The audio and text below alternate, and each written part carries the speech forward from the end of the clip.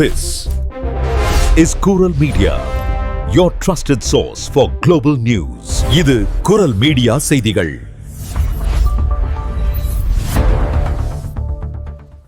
இது குரல் மீடியாவின் இன்றைய பிரதான செய்திகள். செய்திகளை வாசிக்கும் நான் கோகுலநாதன் தமிழினி. முதலில் தலைப்புச் செய்திகள். சுதந்திரத்தை பாதுகாக்க ஆயுதப்படைகள் தயார். தேசிய தின உரையில் பிரான்ஸ் அதிபர் மக்ரோன் திட்டவட்டம். பாரிஸ் அருகே காட்டுத்தீ தீவிரம். காட்டுத்தீ திட்டமிடப்பட்ட சதிவேலையாக இருக்கலாம் என அதிகாரிகள் சந்தேகம். பிரான்சில் உயர்கல்வி சேர்க்கைக்கான முக்கிய கட்டம் நிறைவு. அதிகாரப்பூர்வ தகவல்கள் வெளியீடு. பிரான்சில் வலுவடையும் தீவிர வலதுசாரி கட்சி. அகதிகள் மற்றும் குடியேற்றவாசிகள் மத்தியில் பெரும் கலக்கம். பிரான்சில் முடிவுக்கு வரும் தீவிர வெப்ப அலைக்கான சிவப்பு எச்சரிக்கை. புதன்கிழமை காலை 6 மணி முதல் விலக்கிக் கொள்ளப்படுவதாக அறிவிப்பு. தேசிய தின கொண்டாட்டத்தில் வெடித்த வன்முறை. பாரிஸ் மற்றும் புறநகர் பகுதிகளில் போலீசார் மீது தாக்குதல். பிரான்சின் டாக்ஸ் நகரில் ஸ்னாப்சாட் மூலம் போதைப்பொருள் விற்பனை. ஊபர் ஈட்ஸ் பாணியில் சப்ளை செய்த போதைப்பொருள் கும்பல். வாடிக்கையாளர்களை ஏமாற்றும் வகையில் தவறான விளம்பரங்களை வெளியிட்ட பிரான்ஸ் வங்கி. 3 லட்சம் யூரோக்கள் அபராதம் விதித்து அதிரடி. தொடர்வன விரிவான செய்திகள். உறவுகளுடைய இழப்பு அப்படின்றது ஈடு செய்ய முடியாதது. ஆனா அந்த இழப்பு செய்தியை பிரசுரிக்க அதிக பணத்தையும் இழக்க வேண்டுமா? இனிமே அப்படி தேவையில்லை. உங்கள் கண்ணை துடைக்க kannee.com நாடுங்கள். உங்கள் உறவுகளின் அறிவித்தல்களை மிக குறைந்த சேவை கட்டணத்தோடு பிரசுரியுங்கள். அதிக பணத்தை அள்ளி வீச தேவையில்லை. kannee.com உங்கள் கவலைகளின் இணைய பங்காளி. பிரான்ஸ் அதிபர் இம்மானுவேல் மக்ரோன் ஜூலை 14ஆம் தேதி தேசிய தினத்தை முன்னிட்டு ஆயுத படைகளுக்கு ஆற்றிய உரையில் சுதந்திரம் மற்றும் சர்வதேச சட்டங்களை பாதுகாப்பதில் பிரான்ஸ் உறுதியாக உள்ளதாக தெரிவித்தார். கடந்த 2022ஆம் ஆண்டு முதல் ஐரோப்பாவில் போர் சூழல் நிலவி வரும் நிலையில் தேவைப்பட்டால் ஐரோப்பிய நாடுகளும் பிரான்சும் இணைந்து போராட தயாராக உள்ளன என அவர் கூறினார். அமைதியை நிலைநாட்டுவதே தங்களின் முக்கிய இலக்காக இருந்தாலும் சட்டத்தின் ஆட்சியை பாதுகாப்பதில் எவ்வித தயக்கமும் காட்டப்பட மாட்டாது என அவர் வலியுறுத்தினார். தாய்நாட்டிற்காக உயிர்நீத்த மற்றும் காயமடைந்த ராணுவ வீரர்களின் தியாகங்களை நினைவு கூர்ந்து மரியாதை செலுத்திய அதிபர் மக்ரோன் கடந்த 2017ஆம் ஆண்டு பதவியேற்றதிலிருந்து பிரான்சின் பாதுகாப்புத் துறையை வலுப்படுத்தும் நோக்கிலான உறுதிமொழிகள் அனைத்தும் நிறைவேற்றப்பட்டுள்ளதாக குறிப்பிட்டார். மேலும் பாதுகாப்புத் துறைக்காக எதிர்வரும் 2026ஆம் ஆண்டு முதல் 2030ஆம் ஆண்டு வரையிலான காலகட்டத்திற்கு புதிதாக 36 பில்லியன் யூரோக்கள் கூடுதல் நிதியாக ஒதுக்கப்படும் என்ற அறிவிப்பையும் அவர் வெளியிட்டார். இந்த மாபெரும் நிதியானது ஆயுத கையிருப்பை அதிகரித்தல், ராணுவத்தின் தயார் நிலையை மேம்படுத்துதல், தேசிய இறையாண்மையை பாதுகாத்தல் மற்றும் அணு ஆயுத தடுப்பு திறனை வலுப்படுத்துதல் ஆகிய அதிமுக்கிய பணிகளுக்கு பயன்படுத்தப்படும் என அவர் தனது உரையில் தெளிவுபடுத்தினார். பிரான்ஸ் தலைநகர் பாரிஸுக்கு தெற்கே அமைந்துள்ள ஃபாண்டென்ப்ளூ காட்டில் தொடர்ந்து பரவி வரும் காட்டுத்தீயில் இதுவரை சுமார் 1200 ஹெக்டேர் வனப்பகுதி எரிந்து நாசமாகியுள்ளதாக தகவல்கள் வெளியாகியுள்ளன. காட்டுத்தீ வேகமாக பரவி வரும் நிலையில் 500க்கும் மேற்பட்ட தீயணைப்பு வீரர்கள் தீயை அணைக்கும் பணியில் முழுவீச்சில் ஈடுபட்டுள்ளனர். கடுமையான வெப்பமும் பலத்த காற்றும் தீயணைப்பு பணிகளுக்கு பெரும் சவாலாக அமைந்துள்ள சூழலில் காட்டின் புதிய பகுதி ஒன்றிலும் தீ பரவியுள்ளதாக உள்ளூர் ஊடகங்கள் செய்தி வெளியிட்டுள்ளன. மேலும் அடர்ந்த புகைமூட்டம் காரணமாக பாரிஸை தெற்கு பிரான்சுடன் இணைக்கும் முக்கிய நெடுஞ்சாலை போக்குவரத்திற்காக மூடப்பட்டுள்ளது. இதற்கிடையே இந்த காட்டுத்தீ திட்டமிடப்பட்ட சதிவேலையாக இருக்கலாம் என்ற கோணத்தில் அதிகாரிகள் விசாரணையை தீவிரப்படுத்தியுள்ளனர்.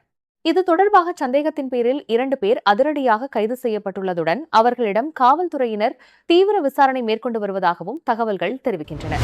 பிரான்சில் உயர்கல்வி சேர்க்கைக்கான பர்கூர்சப் தளத்தின் முக்கிய கட்டம் இன்று நிறைவடைந்துள்ளது.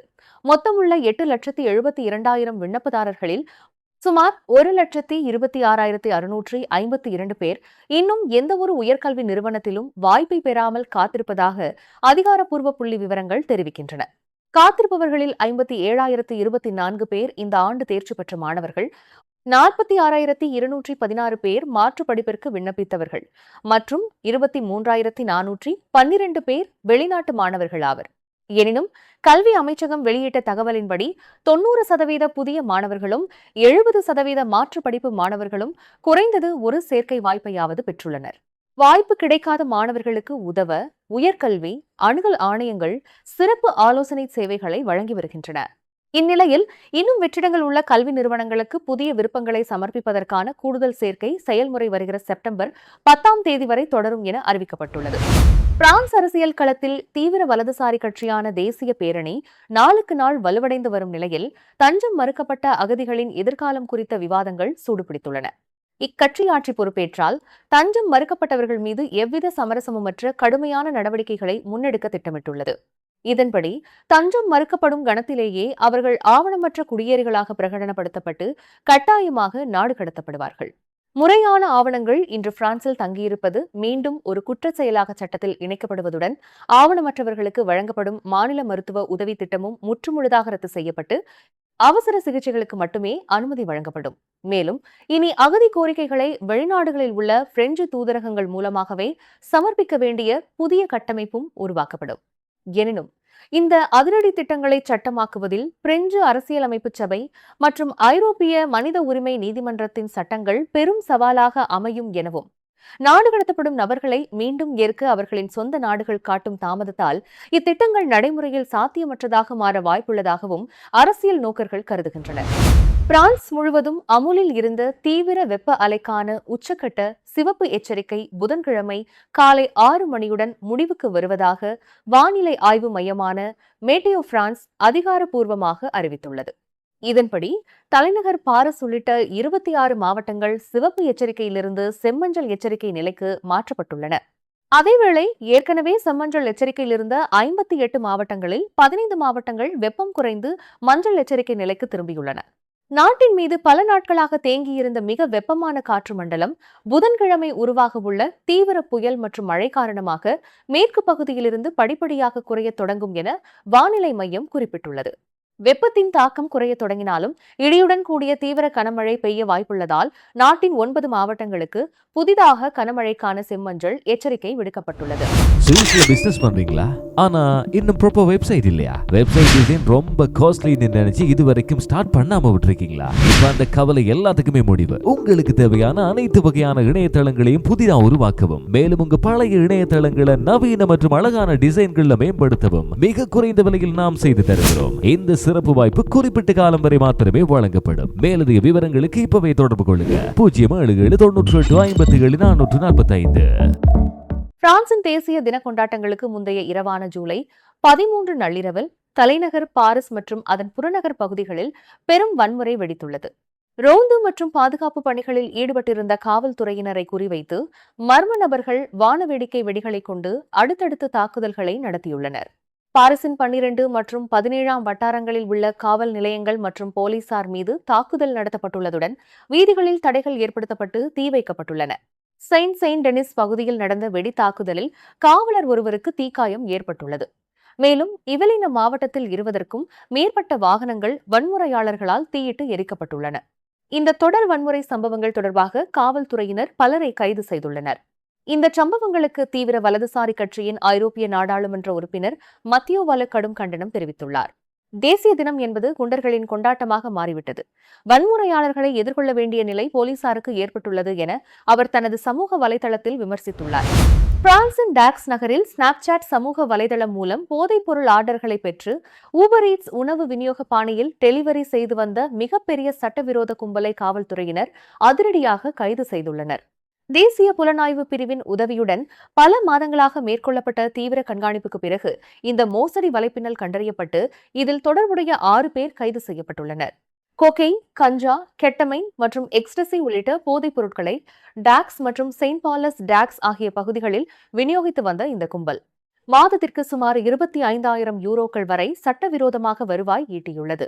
பின்னர் பெருமளவிலான பணத்தை ஸ்பெயினில் உள்ள வங்கிக் கணக்குகளுக்கு அனுப்பி பண மோசடியில் ஈடுபட்டதும் விசாரணையில் அம்பலமாகியுள்ளது.